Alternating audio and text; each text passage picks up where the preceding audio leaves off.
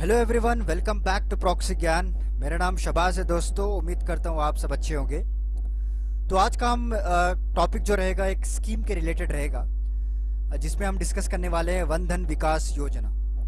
क्योंकि हाल ही में यानी कल ही की न्यूज़ है ये, जहाँ पे मणिपुर को एक मॉडल स्टेट माना गया है in the terms of implementing this scheme. कि आज हम जानेंगे वन धन विकास योजना होता क्या है और किस कम्युनिटी के लिए इसको टारगेट किया गया है स्कीम के द्वारा। तो वेरी इंपॉर्टेंट टॉपिक है दोस्तों। स्कीम्स भी आपको यूपीएससी में पूछे जाते हैं, तो मैं आपको सारा कुछ बताऊंगा कि कौन से मिनिस्ट्री के अंडर आ रहा है। ट्राइफेड के बारे में हम डिस्कस करेंगे और क्या क्या इनके ऑब्जेक्टिव्स है और किस तरह से इसको इम्प्लीमेंट कर रहे हैं लोग, और मणिपुर को क्यों चुना गया है एज ए मॉडल स्टेट, उसने अभी तक क्या क्या अचीव किया है, ये भी आज हम डिस्कस करने वाले हैं। तो चलिए आगे बढ़ते हैं। तो आगे बढ़ने से पहले मैं एक छोटा सा वीडियो आपको दिखाना चाहता हूँ, उसके बाद मैं आपको कुछ बताऊंगा। हाय, दिस इज वेरोनिका। अब आप मेरे साथ one on one zoom session book कर सकते हैं कॉम्पिटिटिव एग्जाम काउंसलिंग के लिए। जिस तरह आपके बहुत सवाल रहते हैं कि कॉम्पिटिटिव एग्जाम्स के लिए क्या ऑप्शनल लिया जाए, आंसर राइटिंग कैसे किया जाए, उसके लिए मैं आपको काउंसलिंग दूंगी आपके पर्सनल स्ट्रेंथ्स और वीकनेस पे based. So see you there only on proxygyan.com। Thank you. तो जैसा कि अभी आप सभी ने देखा कि हमारे जो एक्सपर्ट एजुकेटर हैं वेरोनिका जी, तो उनके द्वारा आपको एग्जामिनेशन की काउंसिल दी जाएगी दोस्तों। ये वन ऑन वन काउंसलिंग रहेगी, जैसे उन्होंने मेंशन किया वीडियो में भी, कि कोई ऐसा नहीं रहेगा कि सारे लोगों के क्लासरूम में बिठाकर आपको काउंसलिंग दी जाएगी। ये आपके पर्सनल स्ट्रेंथ और वीकनेस के पर इन्होंने कहा था, राइट, उसके पर आपको दिया जाएगा काउंसलिंग। कि आप इसके क्या होता है कि आप अपने गोल को, आप अपने एग्जामिनेशन गोल को इजीली अचीव कर सकते हैं। आज ही हमारे वेबसाइट को विजिट कीजिए www.proxygyan.com और अपने टाइम और रिक्वायरमेंट के हिसाब से आप अपने सेशन को बुक कर सकते हैं। तो चलिए आज हमारा लेक्चर शुरू करते हैं, बैक टू अवर लेक्चर। तो करंट अफेयर्स जो है अभी चल रहा है कि मणिपुर को एक मॉडल स्टेट माना गया है अंडर वन धन विकास योजना। व्हाट इज वन धन प्रोग्राम? सो वन धन प्रोग्राम इज नथिंग बट जो लोकल ट्राइबल पीपल है उनके टारगेट कम्युनिटी के लिए इस प्रोग्राम को लॉन्च किया गया है। आपने देखा होगा माइनर फॉरेस्ट प्रोड्यूस हम लोग कहते हैं, MFP, राइट। तो हाल ही में जब लॉकडाउन हुआ था तब स्टिमुलस पैकेजेस आए थे, अच्छे से आपको याद होगा कि आरबीआई ने प्रोवाइड किया था मोराटोरियम के लिए, राइट। और उन्होंने 3 महीने का दिया, उसके बाद फिर 6 मंथ्स को एक्सटेंड किया, फिर उसके बाद फिजिकल स्टिमुलस पैकेज 2.0 को लाया गया था। तो उसमें इन्होंने मेंशन किया था अबाउट माइनर फॉरेस्ट प्रोड्यूस। तो क्या क्या होता है, जो नॉन टिम्बर गुड्स रहते हैं, हनी और जो भी बेसिक चीज़ें होते हैं, तो इसको ट्रेड करते हैं ट्राइबल जो लोकल कम्युनिटी होती है। तो उसको बढ़ावा देने के लिए इनके जो प्रोडक्ट्स हैं सारे इंडिया में ग्लोबली इसको रिकॉग्नाइज करने के लिए स्कीम को लाया गया था। इसकी वजह से क्या होता है, लोकल एम्प्लॉयमेंट भी होती है as well as their products जो है लोगों को पता भी चलता है।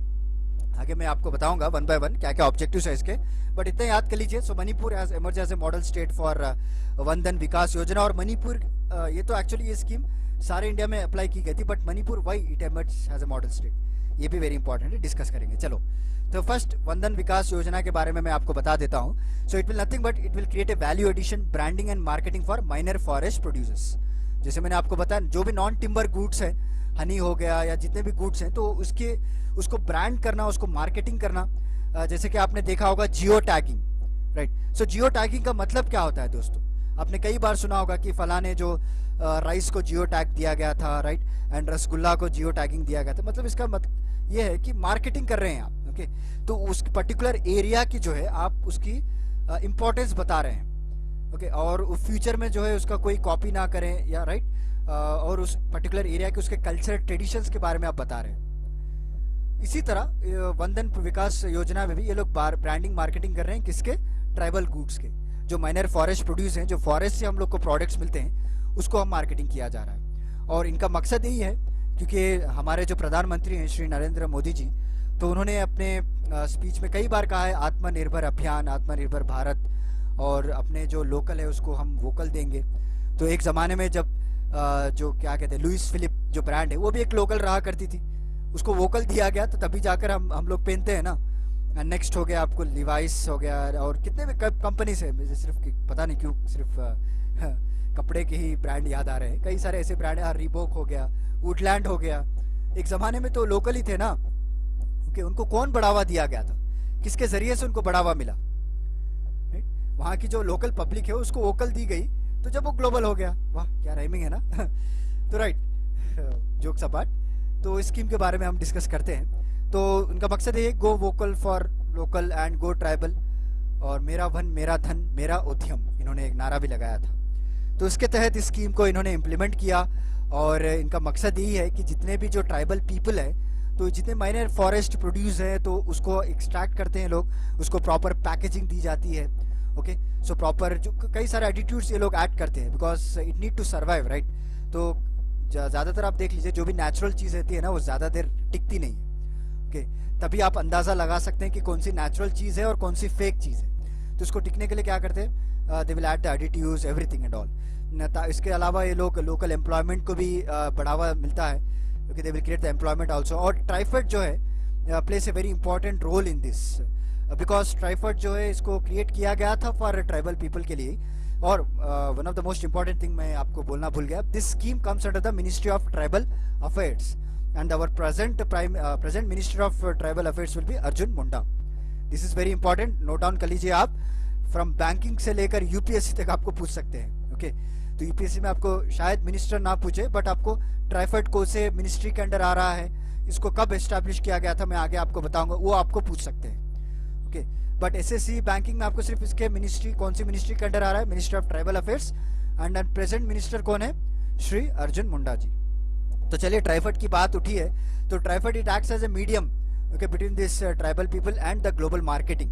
सो they will facilitate all the जो रिक्वायर्ड इंफ्रास्ट्रक्चर की जरूरत होती है, लाइक कोल्ड चेन रिएक्शंस हो, sorry not reaction, it's storage, cold chain storage हो, और जो भी टेक्नोलॉजी की जरूरत पड़ती है, जो भी इक्विपमेंट्स की जरूरत पड़ती है, all this things will provide by the TRIFED. Okay, और किस तरह से मार्केटिंग किया जाए, इनको ट्रेनिंग भी दी जाती है दोस्तों। ऐसा नहीं कि आप सिर्फ वहाँ से प्रोडक्ट्स ऑब्टेन कर लिए और उनको सिर्फ बेचने के लिए छोड़ दिया मार्केट में। दे विल क्या बोलते हो, they will come up with the new technologies how to marketing also. So let's discuss about TriFed also. So TriFed is nothing but, जैसे मैंने आपको बताया, ministry of tribal affairs has launch TriFed। उसका full form ये है कि tribal cooperative marketing development federation of India. तो इसके नाम में भी है आपको मार्केटिंग डेवलपमेंट। इसको कब लाया गया था, 1987 में। ओके, तो इसका मकसद दो मेन इंपॉर्टेंट सिग्निफिकेंट फंक्शन ये है कि जितने भी ट्राइबल प्रोडक्ट्स हैं उसको एक रिटेल मार्केटिंग दी जाए, और माइनर फॉरेस्ट प्रोड्यूस जो भी है, जो जैसे मैंने आपको बताया नॉन टिम्बर गुड्स, उसको डेवलप किया जाए टाइम टू टाइम। उसको significant function. Apart from that उसके बाद कई सारे इनके फंक्शंस भी हैं, तो बस आप 2 सिग्निफिकेंट फंक्शंस को याद कर लीजिए। तो चलिए, टारगेट क्या है इस स्कीम के बारे में। जब स्कीम लॉन्च हुई थी 2019 में, तो इनका टारगेट था कि 300 करोड़ सेल किया जाए सारे प्रोडक्ट्स, बंधन प्रोडक्ट्स इसको कहते हैं। तो अभी 2022 तक इन्हें 10,000 करोड़ तक इन्होंने टारगेट रखा है कि हम इस स्कीम के अंदर जो भी प्रोडक्ट्स हैं इसका सेल करेंगे। ओके, और इसके तहत इन्होंने 15 सेल्फ हेल्प ग्रुप्स को एस्टैब्लिश किया, और 300 बेनिफिशियरीज हर एक केंद्र में।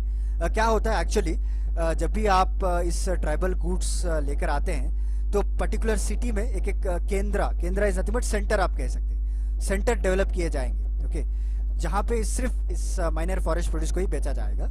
तो हर केंद्र में आपको 300 बेनिफिशियरीज का इन्होंने टारगेट रखा है। और इसी तरह अगर आप देखें तो ग्लोबल टारगेट है इनका 3.7 लाख है, and it is 100% centrally funded scheme. Very important दोस्तों, it's 100% centrally funded scheme, not central sponsor scheme, याद रख लीजिए आप। तो मेरा एक लेक्चर भी है, आपने देखा होगा प्रॉक्सी ज्ञान चैनल में, अगर अभी तक नहीं देखा है तो मैंने वहाँ पे बताया आपको what is the difference between centrally sponsored scheme and centrally funded scheme. तो अभी तक नहीं देखा है तो आप वहाँ पे जाकर देख सकते हैं। 100% सेंटर के द्वारा इसको फंड किया जाता है, और अभी तक जो है इन्होंने 30,000 ट्राइबल एंटरप्रेन्योर्स को भी बना दिया गया है, जिनका काम यही है कि कलेक्ट करे, प्रोसेसिंग करे, वैल्यू एडिशन किया जाए, ताकि ग्लोबली हम इसको बेच सकते हैं। और जो मणिपुर किस जो स्टेट गवर्नमेंट है, उन्होंने भी बढ़ चढ़कर इसको सपोर्ट किया है। कई सारे एरियाज में वनधन केंद्रास को इन्होंने डेवलप किया। वहाँ की जो लोकल अथॉरिटीज़ है, ओके, वहाँ का जो इम्प्लीमेंटिंग एजेंसी है, उन्होंने टाइम टू टाइम अपडेट करते रहे और टाइम टू टाइम इसको फॉलो करते रहे, तब जाकर एक मॉडल स्टेट माना गया है from the rest of the country. देखिए दोस्तों, जब स्कीम प्रॉपर इम्प्लीमेंट होती है तो उसके पीछे जो हाथ होता है वो इम्प्लीमेंटिंग एजेंसीज का होता है। जो अथॉरिटीज़ होते हैं, चाहे वो कोई भी ले लीजिए आप, IAS ऑफिसर, IPS ऑफिसर, वहाँ के जो स्टेट गवर्नमेंट है, उनको जब जिम्मेदारी दी जाती है, वो जब आप प्रॉपरली अगर करें ना, तो not only Manipur, entire India will become the model for the rest of the world, not rest of the country. Okay, और अभी तक इन्होंने 77 वनधन केंद्रास को खोला है। वहाँ पे कई सारे प्रोडक्ट्स के लोग डिस्प्ले करते हैं और हर संडे यहाँ पे मार्केट भी चलता है। ओके, यहाँ पे सिर्फ बंधन प्रोडक्ट्स को ही डिस्प्ले किया जाता है ताकि लोगों को पता चले।